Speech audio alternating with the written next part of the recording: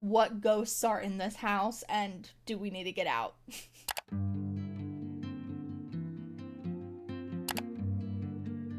Hello everybody, welcome back to my channel. My name is Casual. For those who are new here, we are so glad to have you here today.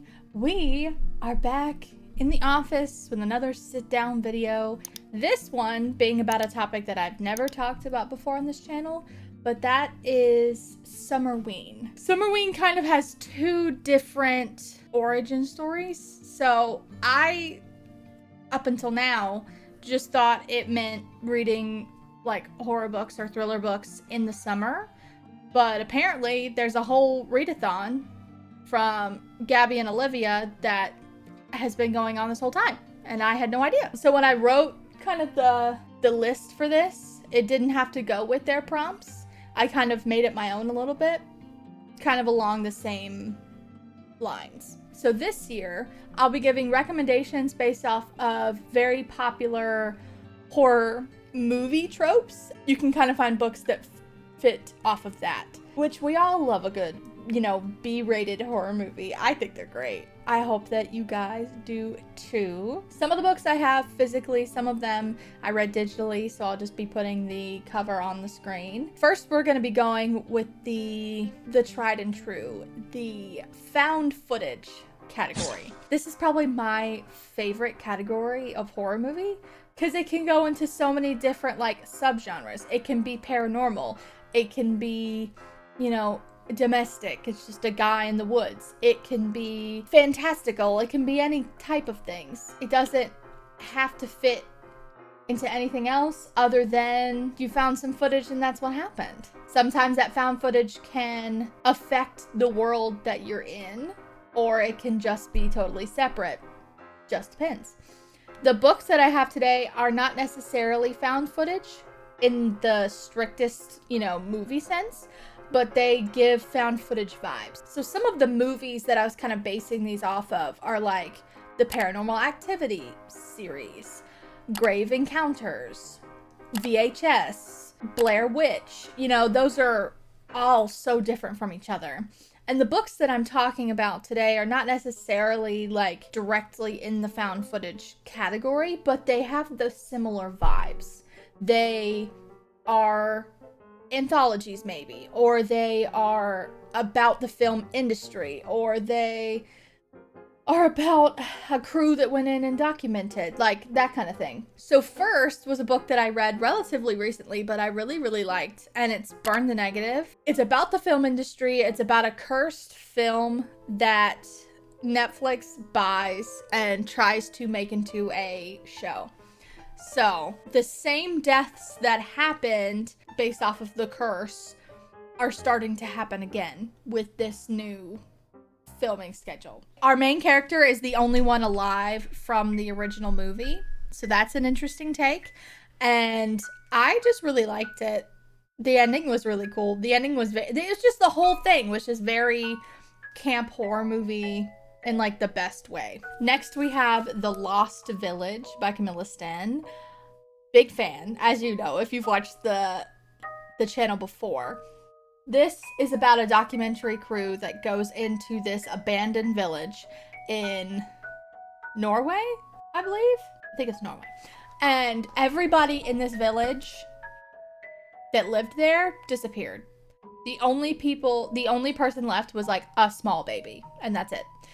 Our main character that works for the documentary crew kind of put it all together. Her grandmother was the baby, and she has letters from that family, from the before time when people actually lived here.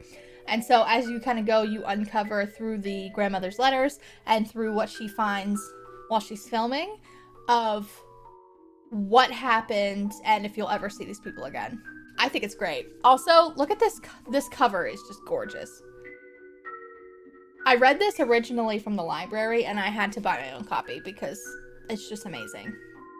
Big fan. The next book that I'm putting into this category is a lot like Burn the Negative. It's called Mr. Magic by Kirsten White. This has definitely have mixed reviews, but I really liked it. It's a cursed 90s children's show that has no verifiable proof that it ever actually existed. You can't find film of it anywhere. Any mention of it online gets deleted. And even the actors themselves are very spotty on what they remember and what they don't. Our main character doesn't remember anything at all. So we follow her as she kind of gets drawn back into that world and gets reminded of things that she'd rather forget. And I thought it was really good.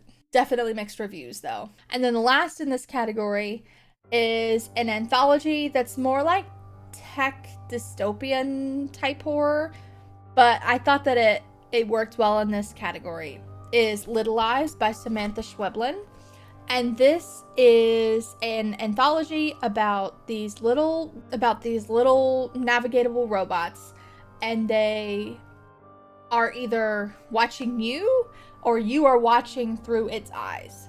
It's an anthology, gives very found footage vibes in the sense of like it bounces around, kind of like a VHS does, where it's different stories back to back to back to back, and then it can kind of bounce back and forth.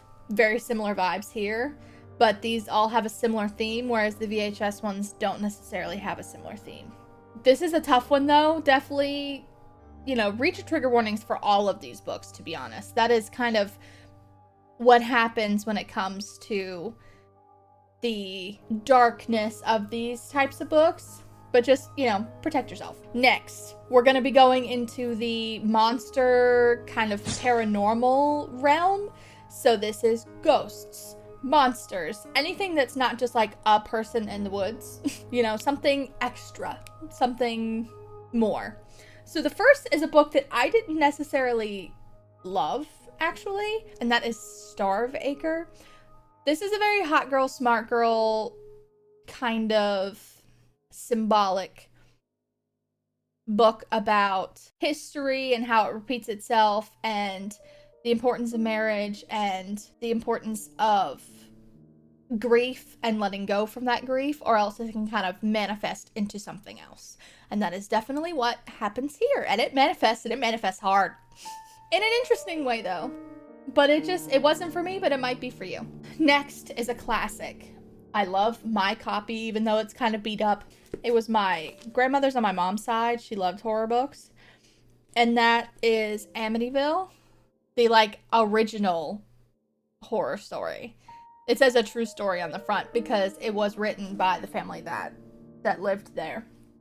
This is about a house that is so haunted that no one can live there. There was an entire family that got by their eldest son while they were sleeping. And so as this family lives there, you see more and more similarities to that original case. And so you get kind of worried for this family, and you definitely get worried for the father in this family, who goes more and more unhinged.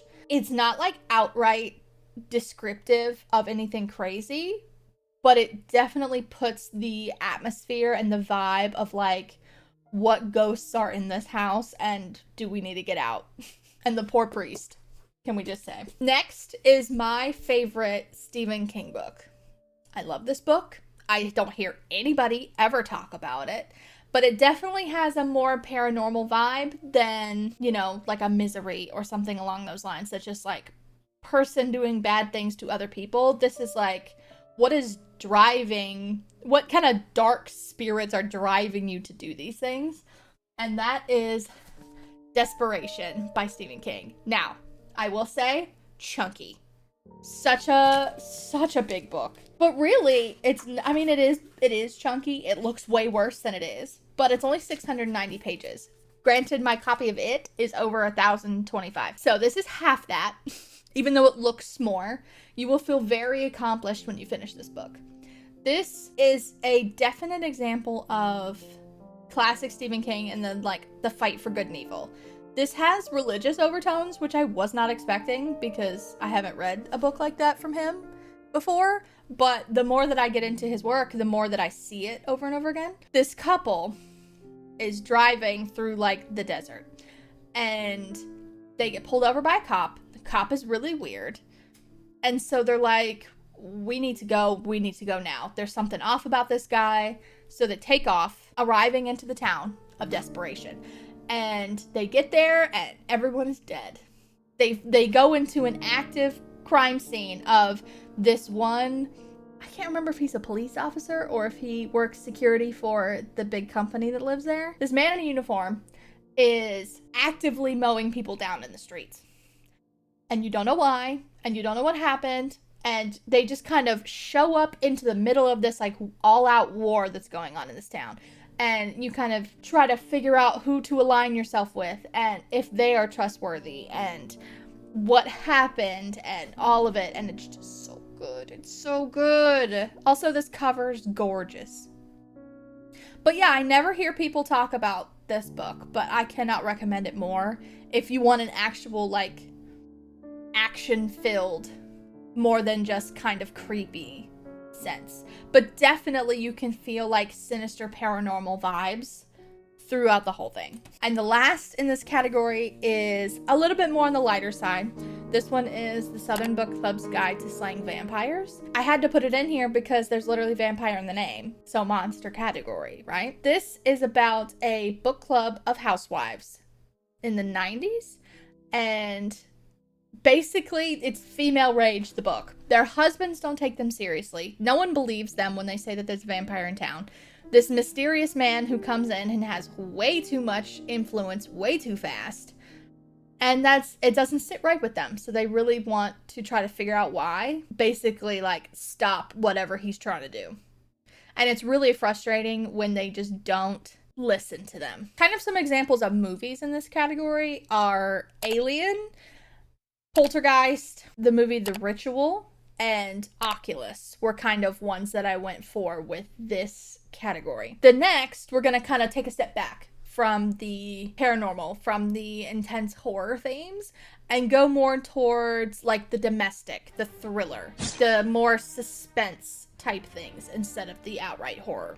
So kind of some examples of things that inspired this category are like the show Criminal Minds, or Seven, or Gone Girl, which I guess you could add the book. I have never read it, so I can't really add it, but the movie, more so. People being mean to other people, basically. The first one that I'll talk about is The Maidens, and that is by Alex Michaelides. This is my favorite book by him so far. The only one I have left to read is A Silent Patient, which I've heard is pretty good. I got a major thing spoiled for me for that, so that's why I haven't really been reading them. This takes place on a prestigious English, I guess, university campus, not really college campus if it's in England, but dark academia, whodunit. There was a murder of one of the students, and they're trying to figure out who did it, and it just becomes like secret societies and classism and just twists and turns like you wouldn't believe, but all in a very dark academia setting with a main character who is going through her own tragedy of a different kind from before this. So it's like, oh, I get why you're so obsessed with this and why you're so focused on solving this crime, because you couldn't solve another thing that happened to you. So I really liked it. I think this is definitely a fall time read. Definitely should be picked up. Another major author in this category is Riley Sager. The one that I chose for this category specifically is the only one left. This is a story about a caretaker who goes and is supposed to be taking care of this woman who's like 94, who supposedly killed her entire family back when she was in her teens. And she's been basically under house arrest the whole time. She's been basically under house arrest the whole time at her family's manor, where she's the only one left. And hello, buddy. Hello, Gender Rant. This lady can't speak, but she wants to type out and communicate to her caretaker exactly what happened. And then, of course, it's a Riley Sager, so there's twists on twists on twists on twists throughout the thing. This is not my favorite by him, but this is the one that fits most into this category. And last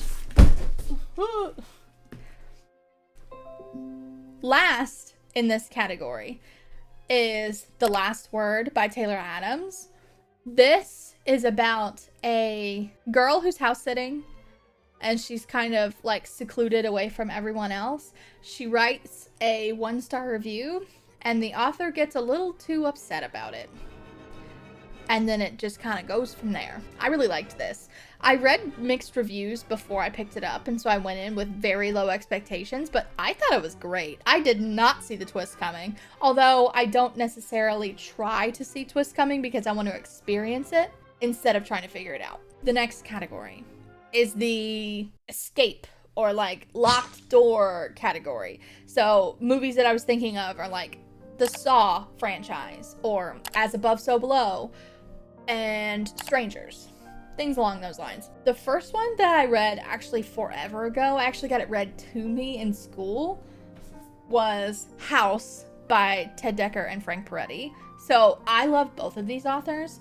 There's definitely a much more religious overtone to this. However, sometimes spiritual warfare is the most insane type of horror, I think, because there are like no limits to what can happen. And it's not necessarily predictable in how to solve those problems. You know, there's not like, oh, it's a demon, bring in an exorcist. It's like, how do we handle this?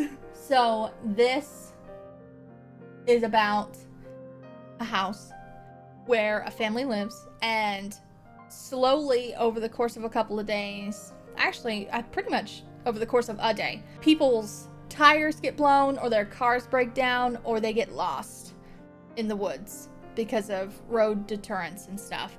And they all end up at this house. Strangers, people that don't know each other, just end up at this house and they all get locked in. And basically they have to sacrifice someone by the morning to get out alive. Yeah, so there's a tin can thrown through the chimney and there are rules written on that tin can. So it says, welcome to my house. House rules. 1. God came to my house and I killed him. 2. I will kill anyone who comes to my house like I killed God. 3. Give me one dead body and I might let rule number 2 slide. You have until dawn. It's so good. It makes every single character have to focus and deal with their own like past traumas and their current traumas. It's more than just like they have to, you know, all band together and kill somebody and just get out. Like, it's, the house is ever changing. The people are kind of duplicitous in the way that they present themselves, and the family that lives there is also a constant threat, and it's so multifaceted and it's so good. There is a movie. The movie does not do it justice. Definitely read the book. Next is 13 Stories by Jonathan Sims. This is kind of in the sense of an escape room a little bit. It's like once you start living here, you can't stop living here. You can't just move away. You have to like solve what's going on. This also could have fit into the like paranormal category, but I think it fit better in this. This is a anthology series where they're all connected by the author Jonathan Sims, who produced and created the Magnus Archives. That's a great podcast. Y'all should listen to it.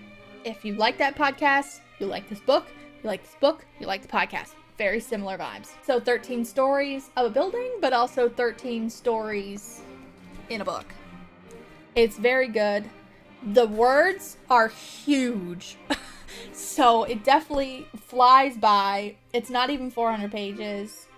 I can just, it's just so good. Highly recommend if you like anthologies or short story collections. The next is a Riley Sager book, which is actually my favorite, but I don't own, is Home Before Dark. I think that fits mostly into this like escape, you know, locked door category because it's very much haunted house.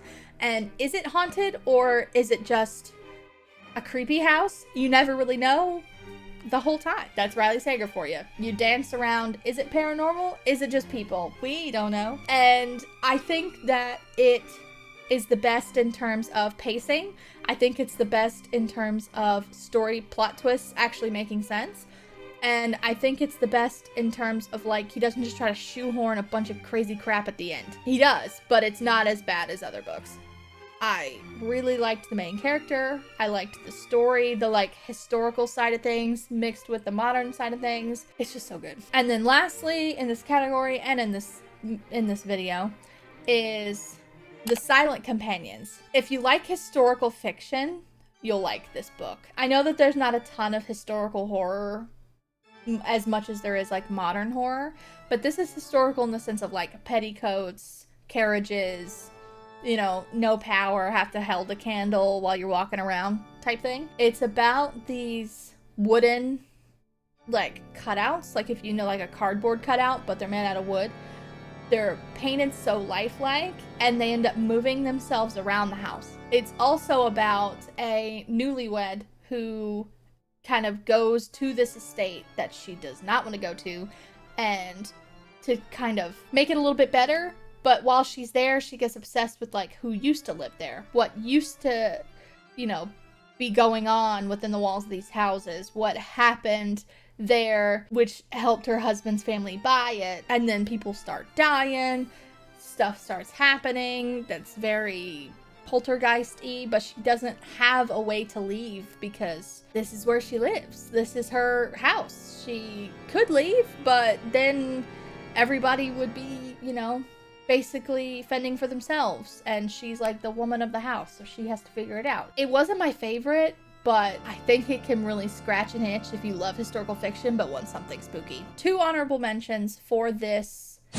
video would be Mexican Gothic.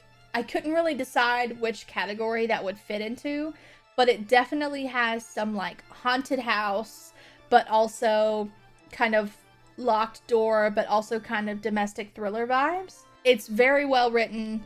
The slow burn aspect of the scares are very good. You just never know what's going on up until the very end, and then you're like, what? She writes with very specific large words that I had to keep looking up what they meant because my vocabulary is just not as good as hers. That's not a bad thing. It was just a little distracting, but that will change per person because you might know what they mean. I just didn't. And then the last honorable mention is anything by Edgar Allan Poe. I have his entire works. He writes a lot of short stories, he writes a lot of poems, and they all have a very like macabre gothic feel to them. You've heard of The Telltale Heart, you've heard of The Pit and the Pendulum, The Raven, all of those types of things. And then he has, you know, a whole lot more. So, honorable mention. Definitely a classic author to get into, and also you can just pick and read poems and short stories and not have to commit to an entire story or an entire novel if you want to just like dip your toes into the spooks this summer. Thank you so much, everybody, for being here. I appreciate you oh so much. Let me know if you've read any of these books before. Let me know what movies you've been into lately, because I want to get into more horror movies. I feel like I get into them a lot in the fall, but I don't in the summer. But I kind of want to get back into them for like 5 minutes before the fall comes. But I love you all. Support your local library, and happy reading.